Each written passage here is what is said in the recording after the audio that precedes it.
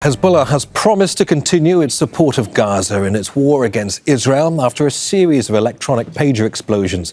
The group blames Israel for the nearly simultaneous attacks across Lebanon on Tuesday, which killed 11 people and injured nearly 3,000. In a statement, the group said the Islamic resistance in Lebanon will continue today, as in all the past days. It's blessed operations to support Gaza, its people and its resistance, and to defend Lebanon, its people and its sovereignty. This path is continuous and separate from the difficult reckoning that the criminal enemy must await for its massacre on Tuesday that it committed against our people and our families in Lebanon. This is another reckoning that will come. Axel Zajmovic begins our coverage. Devices meant for communication were turned into bombs, exploding in the hands of hundreds of people, many Hezbollah members.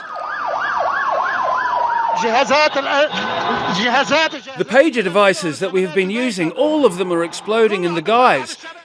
Reports suggest the explosions were caused by high technology targeting pagers, largely used by members of the Iran-backed group. Hospitals are now overwhelmed, struggling to cope with the influx of injured people. We don't have room anymore in the hospitals. There's more than 400 men here. Their pagers exploded, the ones they use for communication. These are big assassinations, big assassinations. The Lebanese Health Ministry has issued an urgent call telling people not to use pagers. Most of the injuries are either in the face, especially the eyes, are in the hand or in the side, the flank, in the abdomen.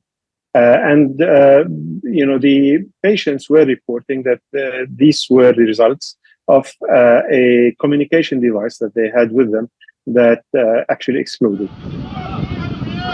On the streets, the scale of the attack is clear. Hundreds lying on the floor, bloodied and dazed, seeking help. A Hezbollah official has called this the biggest security breach in its year-long conflict with Israel.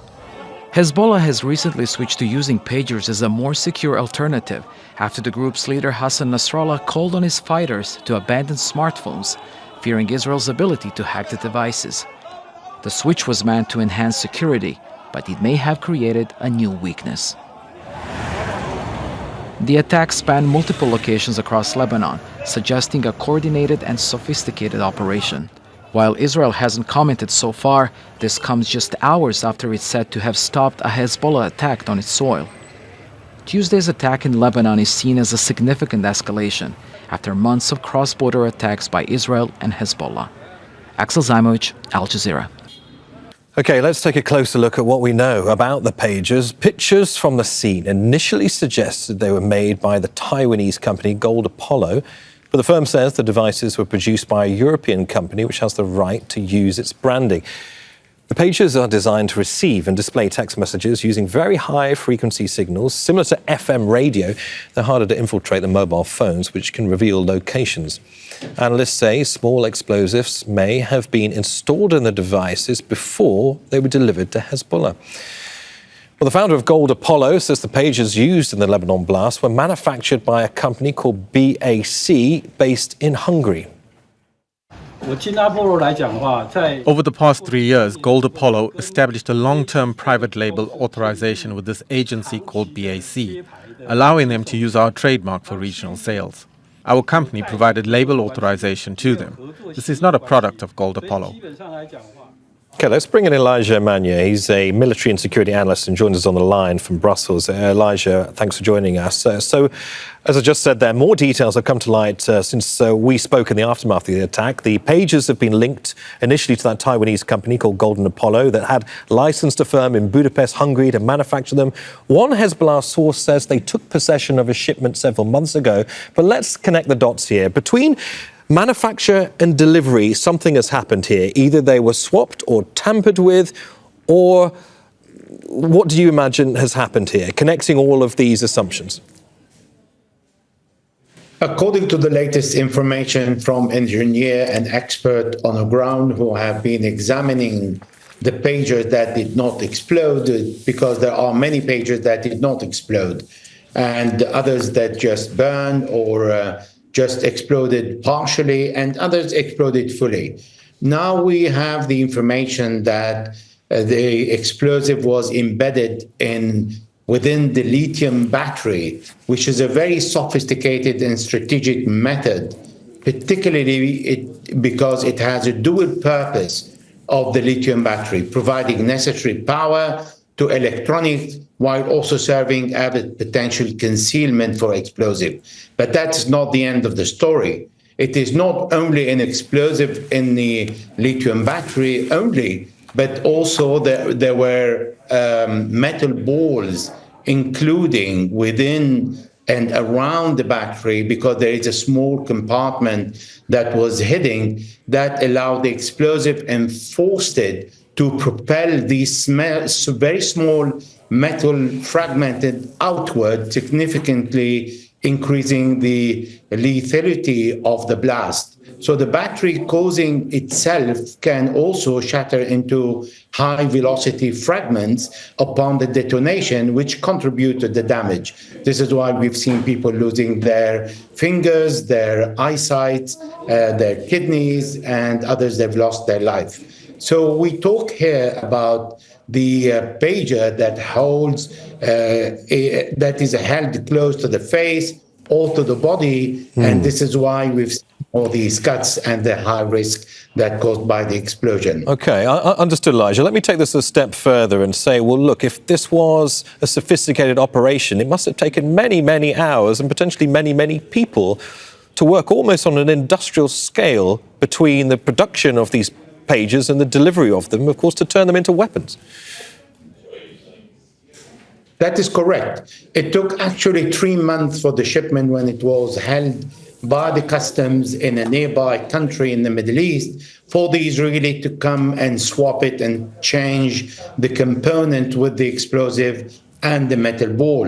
That requires a cooperation between Israel and other states to give them access to the goods and to give them enough time for them to work on a huge team to start putting in every single pager, and we're talking about thousands of pagers here bought and delivered to Hezbollah.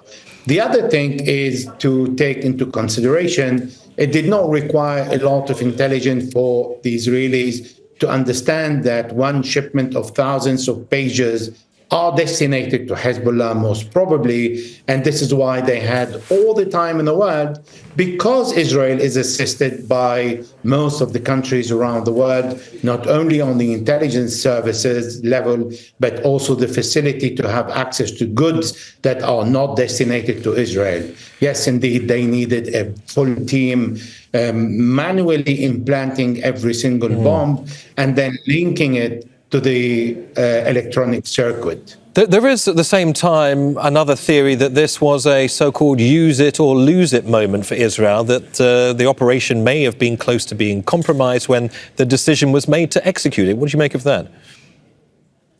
I don't think this is very plausible, because otherwise Hezbollah would have raised the alarm and asked all the members who have this pager to bring it back or to drop it, as they have done after the first minutes of explosion. There's one small detail that I would like to add. The way Israel wanted to inflict serious indiscriminate damage on the carrier of these pagers is because they have also introduced a small delay in the explosion, giving enough seconds for the holder to hold it in hand. So for that, they triggered the explosion after a few seconds, making sure that most of the people who will receive the message will explode either in their face or next to their heart if they have it in a pocket in their shirt or in their next to their belt. So we understand the intention here is not to look after the civilians that should be protected, but also to make sure that these explosions are happening everywhere, in the middle of the street, on a bicycle, on a motorbike, and a car, everywhere. Elijah, before you go, I want to ask you this, because Israel appears with this attack to have played a hand here. There's no going back from this. I mean, Israel's enemies, of course, will be more circumspect about their devices going forward, surely. Is that to Israel's benefit or detriment, do you think?